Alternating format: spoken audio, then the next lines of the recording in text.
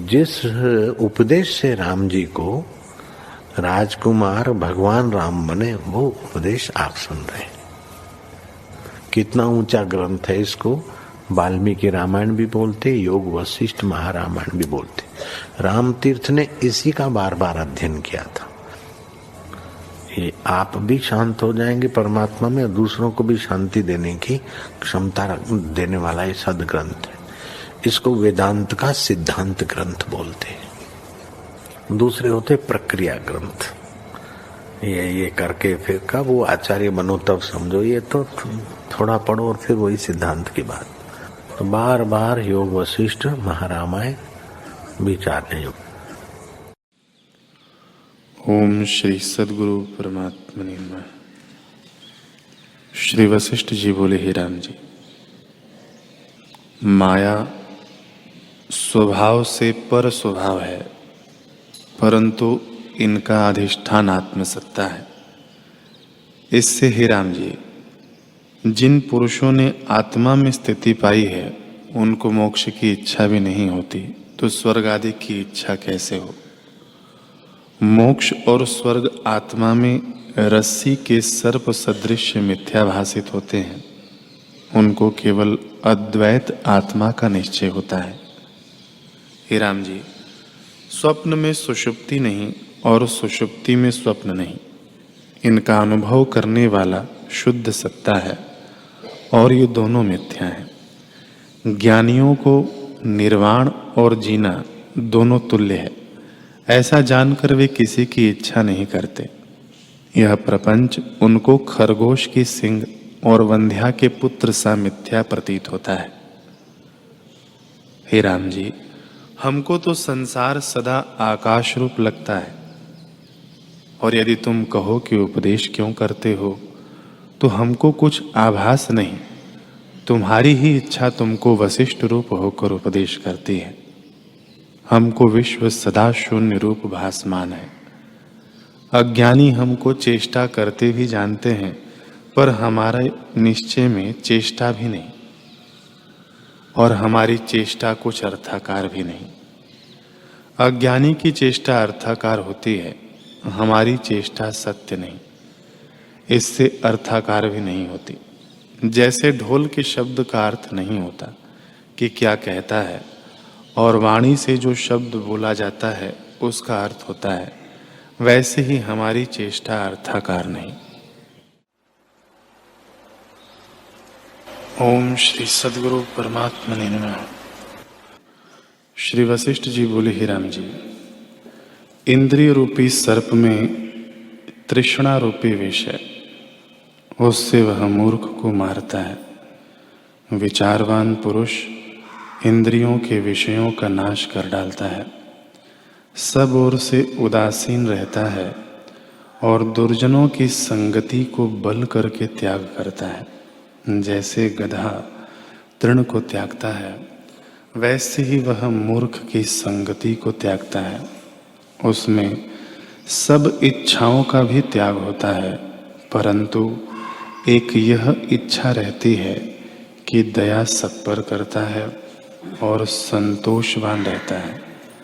उसके निषिद्ध दोष स्वाभाविक रूप से जाते रहते हैं। दंभ, गर्व, मोह, लोभ आदि स्वभावतः नष्ट हो जाते हैं। जैसे सर्प केंचुल को त्याग कर शोभायमान होता है, वैसे ही विचारवान पुरुष इंद्रियों के विषयों को त्याग कर शोभा पाता है। जो उसको क्रोध भी आता है तो क्षण मात्र रहता है, हृदय में स्थिर नहीं हो सकता। ओम श्री सद्गुरु परमात्मने नमः।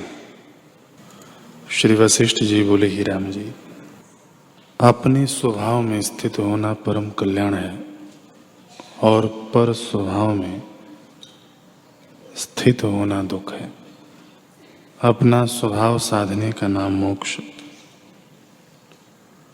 और न साधने का नाम बंधन है। हे राम जी, जो पुरुष स्वभावनिष्ठ है उनको आत्म तत्व ही भासित होता है, और जिनको आत्म तत्व का प्रमाद है उनको नाना प्रकार का जगत भासता है। पर आत्मा में यह जगत कुछ आरंभ परिणाम से नहीं बना।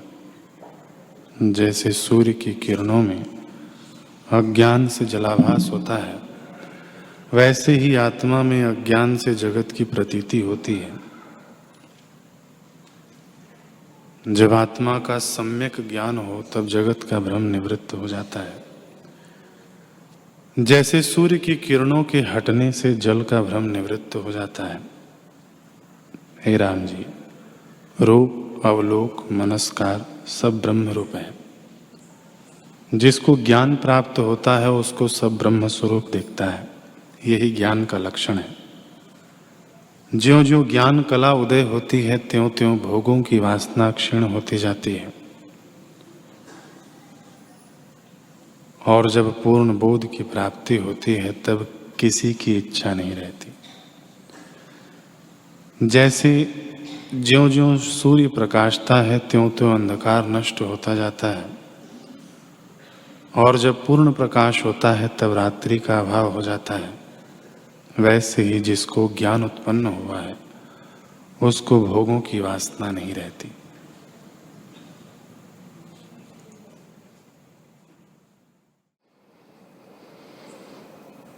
हरि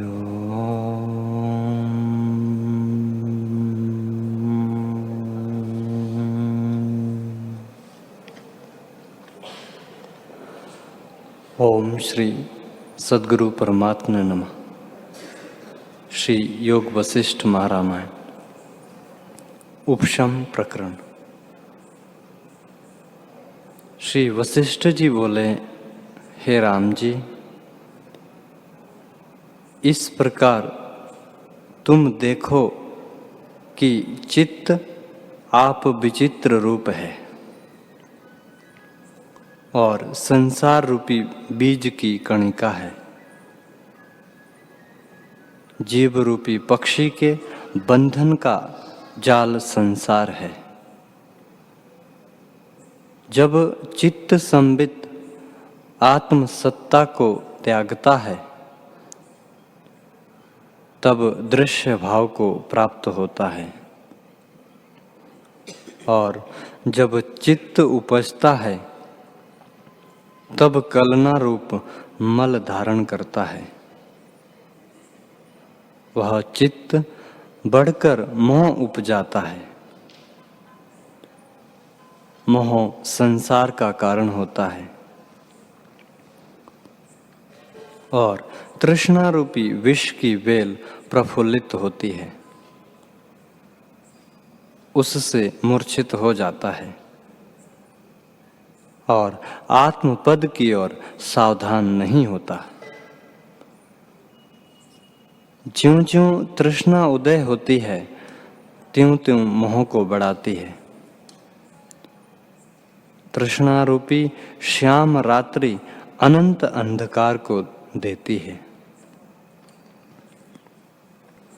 परमार्थ सत्ता को ढांप लेती है और प्रलय काल की अग्निवत जलाती है। उसको कोई संहार नहीं कर सकता। वह सबको व्याकुल करती है। तृष्णा रूपी तीक्ष्ण खड्ग की धारा दृष्टि मात्र कोमल, शीतल और सुंदर है, पर स्पर्श करने से नाश कर डालती है और अनेक संकट देती है। जो बड़े असाध्य दुख है वह जिनकी प्राप्ति पापों से होती है, वे तृष्णा रूपी फूल का फल है। तृष्णा रूपी कुत्तियां चित्त रूपी गृह में सदा रहती हैं। क्षण में बड़े उल्लास को प्राप्त होती है और क्षण में शून्य रूप हो जाती है और बड़े ऐश्वर्य संयुक्त है। जब मनुष्यों को तृष्णा उपजती है तब वह दीन हो जाता है। जो देखने में निर्धन कृपण भासता है पर हृदय में तृष्णा से रहित है, वह बड़ा ऐश्वर्यवान है। जिसके हृदय छिद्र में तृष्णा रूपी सर्पणी नहीं बैठी, उसके प्राण और शरीर स्थित है और उसका हृदय शांत रूप होता है। निश्चय जानो कि जहाँ तृष्णा रूपी काली रात्रि का अभाव होता है, वहाँ पुण्य बढ़ते हैं। जैसे शुक्ल पक्ष का चंद्रमा बढ़ता है। हे राम जी, जिस मनुष्य रूपी वृक्ष का तृष्णा रूपी घुन ने भोजन किया है, उसकी पुण्य रूपी हरियाली नहीं रहती और वह प्रफुल्लित नहीं होता। तृष्णा रूपी नदी में अनंत कलोल आवर्त उठते हैं और तृणवत बहती है। जीवन रूपी खेलने की पुतली है और तृष्णा रूपी यंत्री को भ्रमावती है और सब शरीरों के भीतर तृष्णा रूपी तागा है, उससे वे पिरोए हैं और तृष्णा से मोहित हुए कष्ट पाते हैं पर नहीं समझते।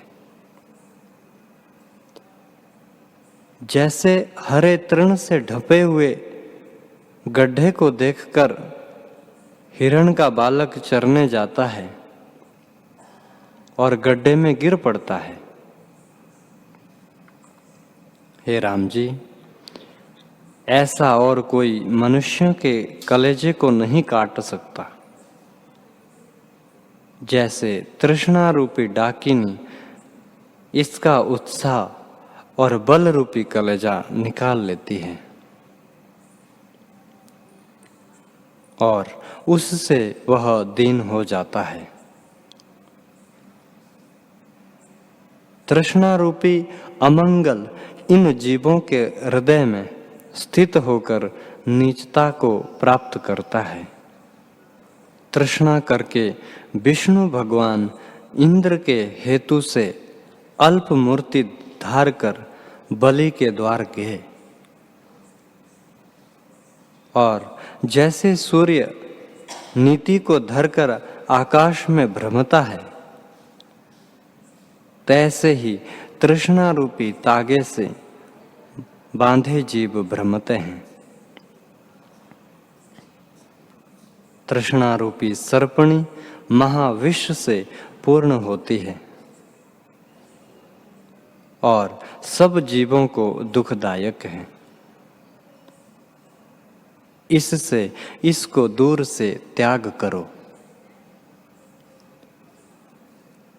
पवन तृष्णा से चलता है, पर्वत तृष्णा से स्थित है,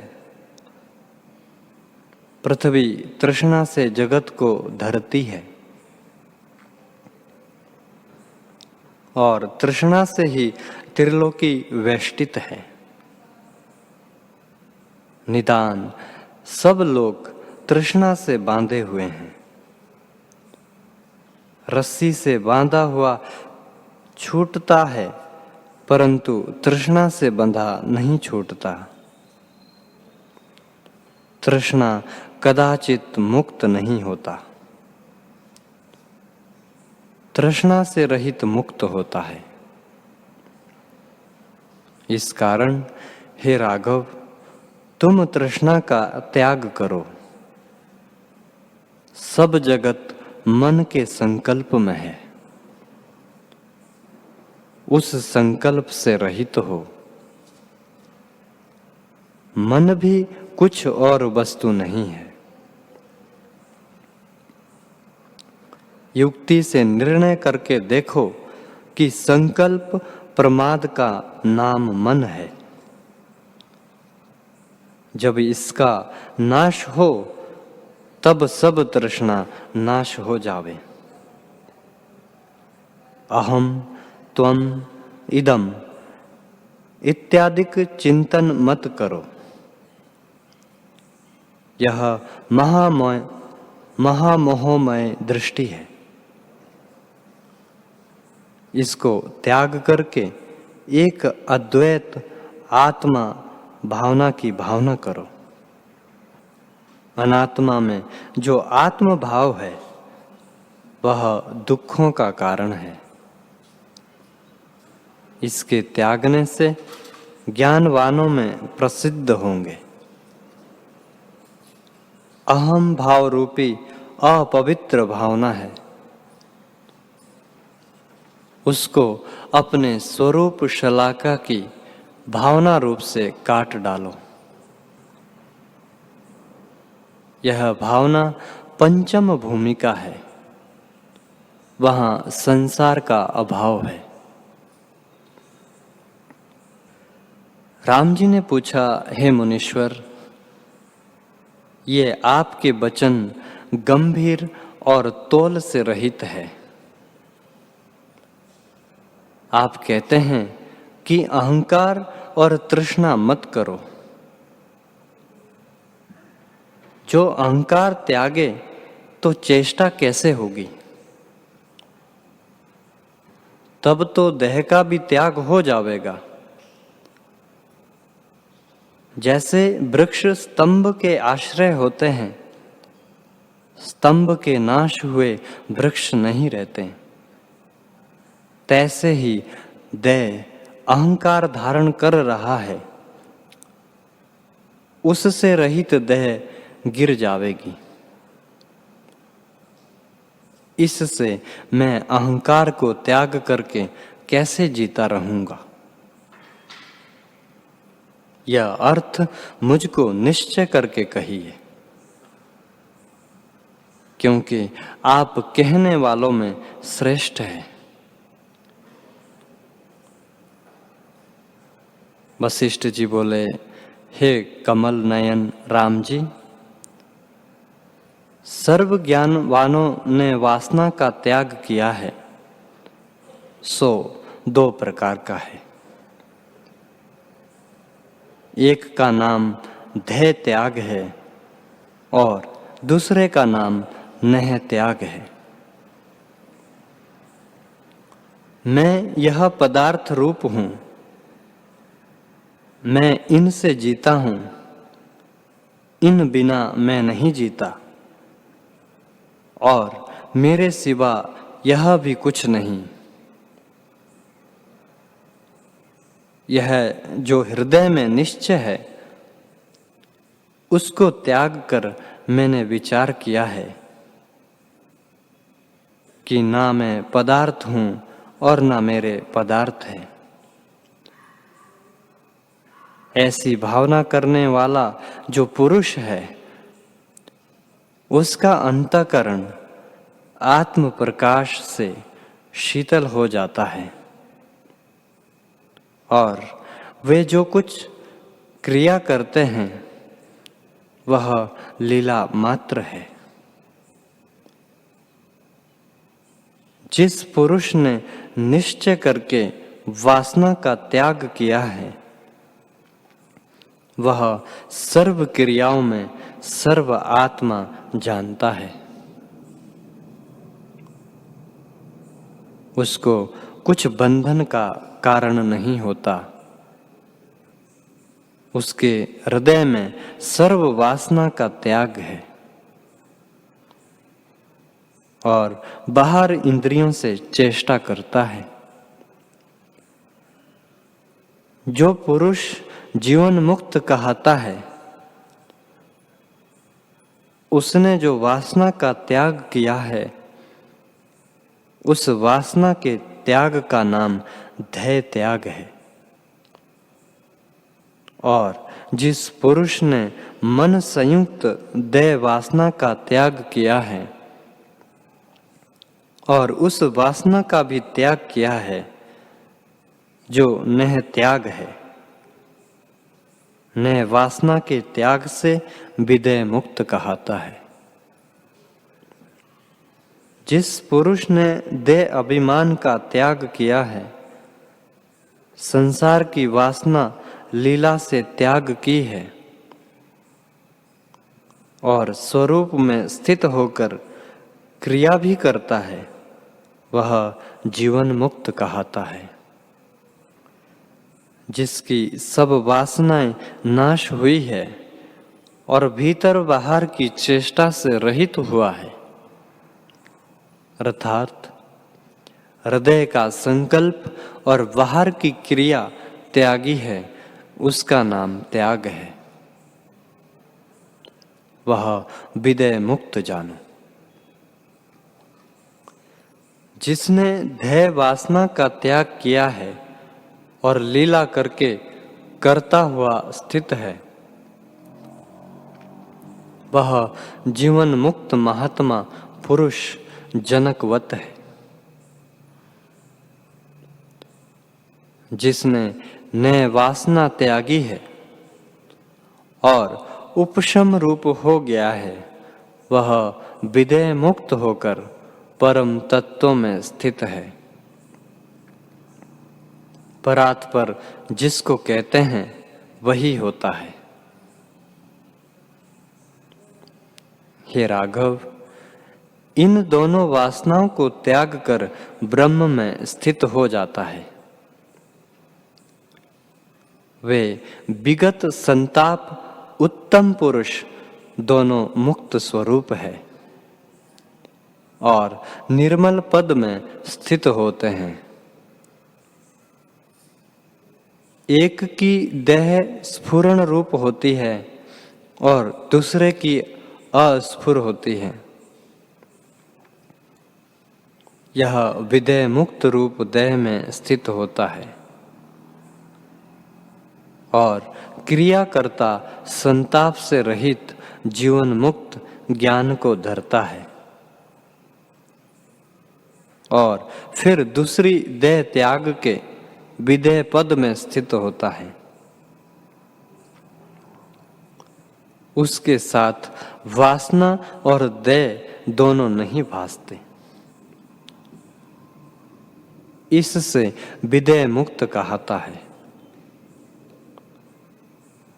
जीवन मुक्त के हृदय में वासना का त्याग है और बाहर क्रिया करता है। जैसे समय से सुख दुख प्राप्त होता है, तैसे ही वह निरंतर राग द्वेष से रहित प्रवर्तता है और सुख में हर्ष नहीं, दुख में शोक नहीं करता। वह जीवन मुक्त कहता है। जिस पुरुष ने संसार के इष्ट अनिष्ट पदार्थों की इच्छा त्यागी है, सो सब कार्य में सुषुप्ति की नाई अचल वृत्ति है। वह जीवन मुक्त कहता है। है उपादेय मैं और मेरा इत्यादि सब कलना जिसके हृदय में क्षीण हो गई है, वह जीवन मुक्त कहता है। जिसकी वृत्ति संपूर्ण पदार्थों से सुषुप्ति की नाई हो गई है, जिसका चित्त सदा जागृत है और जो कलना क्रिया संयुक्त भी दृष्टि आता है, परंतु हृदय से आकाशवत निर्मल है, वह जीवन मुक्त पूजने योग्य है। इतना कहकर वाल्मीकि जी बोले कि इस प्रकार जब वशिष्ठ जी ने कहा, तब सूर्य भगवान अस्त हुए। सभा के सब लोग स्नान के निमित्त परस्पर नमस्कार करके उठे और रात्रि व्यतीत करके सूर्य उदय होते ही परस्पर नमस्कार करके यथा योग्य अपने अपने आसन पर आ बैठे। वशिष्ठ जी बोले, हे राम जी, जो पुरुष विदेह मुक्त है वह हमारी वाणी का विषय नहीं। इससे तुम जीवन मुक्त का ही लक्षण सुनो। जो कुछ प्रकृत कर्म है उसको जो करता है परंतु तृष्णा और अहंकार से रहित है और निरहंकार होकर विचरता है वह जीवन मुक्त है। दृश्य पदार्थों में जिसकी दृढ़ भावना है वह तृष्णा से सदा दुखी रहता है और संसार के दृढ़ बंधन से बंध कहता है। और जिसने निश्चय करके हृदय से संकल्प का त्याग किया है और बाहर से सब व्यवहार करता है वह पुरुष जीवन मुक्त कहता है।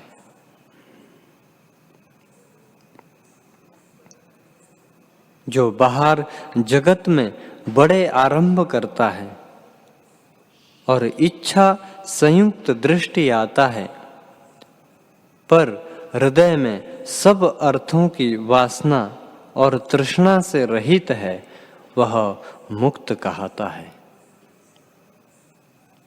जिस पुरुष की भोगों की तृष्णा मिट गई है और वर्तमान में निरंतर विचरता है वह निर्दुख निष्कलंक कहता है।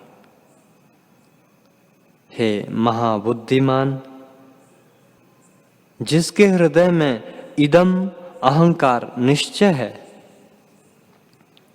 और जो उसको धार कर संसार की भावना करता है उसको तृष्णा रूप जंजीर से बंधा और कलना से कलंकित जानो।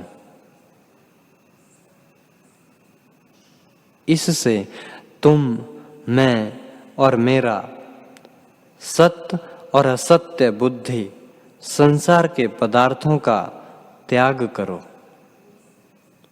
और जो परम उद्धार पद है सर्वदा काल उसमें स्थित हो जाओ।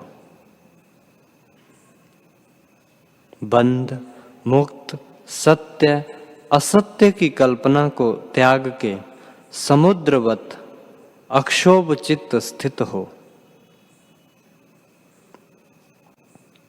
ना तुम पदार्थ जाल हो ना यह तुम्हारे हैं।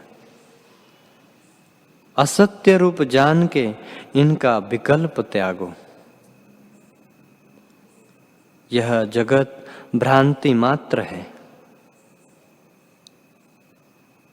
और इसकी तृष्णा भी भ्रांति मात्र है। इनसे रहित आकाश की नाई सन्मात्र तुम सत्य स्वरूप हो और तृष्णा मिथ्या रूप है। तुम्हारा और इसका क्या संग है? हे राम जी, जीव को 4 प्रकार का निश्चय होता है और वह बड़े आकार को प्राप्त होता है। चरणों से लेकर मस्तक पर्यंत शरीर में आत्मबुद्धि होना और माता पिता से उत्पन्न हुआ जानना, यह निश्चय बंधन रूप है और असम्यक दर्शन यानी भ्रांति से होता है।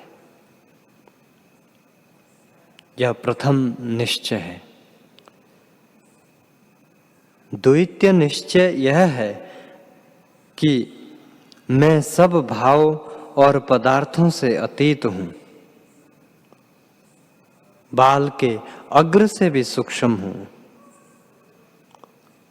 और साक्षीभूत सूक्ष्म से अति सूक्ष्म हूं। यह निश्चय शांति रूप मोक्ष को उपजाता है।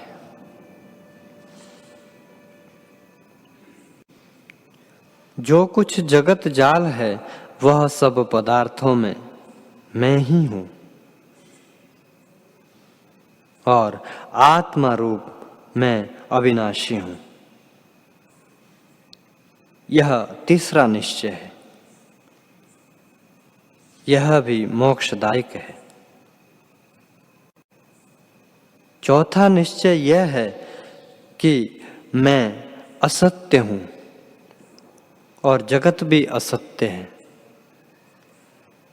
इनसे रहित आकाश की नाई सन्मात्र है। यह भी मोक्ष का कारण है। हे राम जी, ये 4 प्रकार के निश्चय जो मैंने तुमसे कहे हैं, उनमें से प्रथम निश्चय बंधन का कारण है और बाकी तीनों मोक्ष के कारण हैं और वे शुद्ध भावना से उपजते हैं। जो प्रथम निश्चयवान है वह तृष्णा रूप सुगंध से संसार में भ्रमता है और बाकी तीनों भावना शुद्ध जीवन मुक्त विलासी पुरुष की है, जिसको यह निश्चय है कि सर्व जगत में आत्म स्वरूप हूं। उसको तृष्णा और राग द्वेष फिर नहीं दुख देते। अधा ऊर्ध्व मध्य में आत्मा ही व्यापा है और सब मैं ही हूं, मुझसे कुछ भिन्न नहीं है। जिसके हृदय में यह निश्चय है वह संसार के पदार्थों में बंधयमान नहीं होता। शून्य प्रकृति, माया, ब्रह्मा, शिव, पुरुष, ईश्वर सब जिसके नाम है वह विज्ञान रूप एक आत्मा है। सदा सर्वदा एक अद्वैत आत्मा मैं हूं। द्वैत भ्रम चित्त में नहीं है और सदा विद्यमान सत्ता व्यापक रूप हूं। ब्रह्मा से आदि तृण पर्यंत जो कुछ जगत जाल है वह सब परिपूर्ण आत्म तत्व भर रहा है। हरि ओम।